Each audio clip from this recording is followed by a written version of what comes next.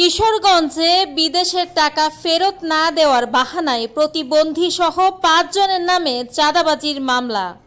কিশোরগঞ্জ প্রতিনিধি শাহ সরওয়ার জাহানের তথ্যচিত্রে দেখুন বিস্তারিত। সে পাঠানোর কথা বলে ভুয়া কাগজপত্র দেখিয়ে ১৫ লাখ টাকা হাতিয়ে নিয়েছে পোল্ট্রি ব্যবসায়ী। টাকা ফেরত না দেওয়ায় বাহানা বিদেশ গমনেচ্ছু প্রতিবন্ধী সহ ৫ জনের নামে চাঁদাবাজির মামলা।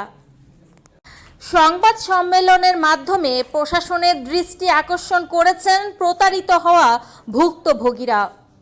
কিশোরগঞ্জ জেলা সদরের নিভৃতপল্লী কুট্টাঘর এলাকার মৃত আব্দুল জব্বারের ছেলে রফিকুল ইসলাম রফিক 2023-24 সনে চাকুরি দিয়ে কসোভো নেয়ার নাম করে কি এলাকার ৫ জনের নিকট থেকে মাথাপিছু ৫ লাখ টাকা করে ১৫ লাখ টাকা নেয়।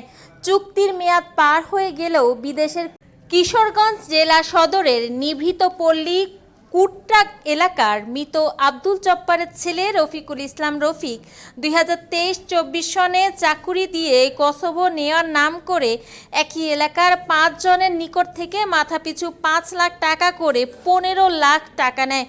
চুক্তির মেয়াদ পার হয়ে গেলেও বিদেশের কোনো প্রক্রিয়া না করায় দীর্ঘদিন অপেক্ষার পর বিদেশে যেতে না পারায় বিদেশ গমন প্রত্যাশীরা টাকা ফেরত চাইলে প্রতারক রফিকুল ইসলামের স্ত্রী ফারহানা ইসলাম বাদী হয়ে প্রতিবন্ধী ইব্রাহিম ও তার সহোদর ভাই সোহেল মিয়া সহ আরও ৩ জনের নামে কিশোরগঞ্জ আদালতে একটি চাঁদাবাজি মামলা দায়ের করেন।